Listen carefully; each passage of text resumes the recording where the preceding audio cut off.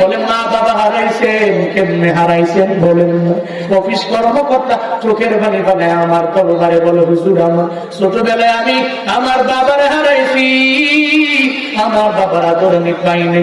আমার মায় অন্যের বাড়ি কাজ করে করে করে করে আমার সিরাজগঞ্জে কলেজের মধ্যে পড়াইতো।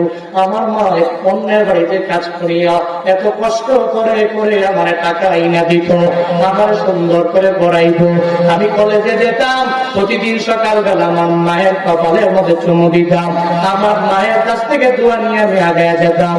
তারপরে কলেজ যখন ছুটি হয়ে গেল আমি আসলাম, আমার মায়ের দেখলে আমার মনটা পরিপূর্ণ ভরে গেল।